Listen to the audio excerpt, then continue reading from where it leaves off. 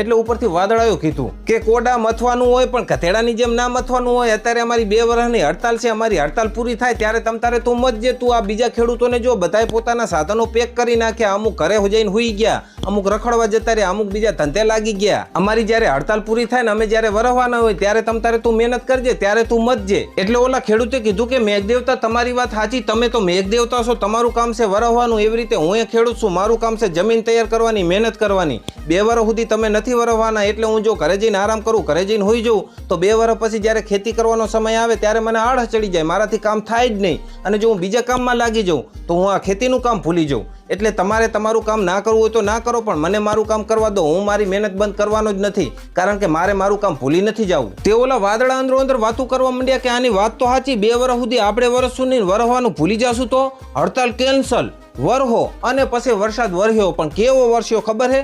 આપણી ચારણી સાહિત્યમાં મેઘનું વર્ણન કર્યું છે ને એવો વર્યો. ત્યાં ખેડૂતને તો બધું તૈયાર હતું, ખેતરે તૈયાર હતું, સાધનો તૈયાર હતા, પોતે તૈયાર હતો. તે હારામ હારું વરહ લીધું ને હારામ હારી ઉપજ આવી. પણ ઓલા ખેડૂતો જેમને સાધનો પેક કરીને મૂકી દીધા હતા ને, આરામ ઉપર જતા રહ્યા હતા ને બીજે ફરવા જતા રહ્યા હતા, નાના મોટા ધંધા પકડી લીધા હતા ને એ બધા માથે ઓઢીને રોયા.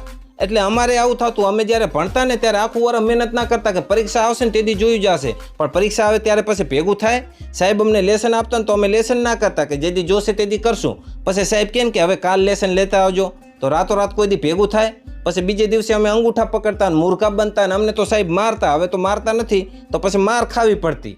એટલે કહેવાનો મતલબ કે આપણે આ ખેડૂતની જેમ હે ને મથિયા રાખવું પડે. દેવાવાળો ઉપરવાળો છે. કૃષ્ણ ભગવાને કીધું છે ને કે કર્મ કરો, ફળની ચિંતા ના કરો, કેમ કે ફળ આપણા હાથમાં છે જ નહીં.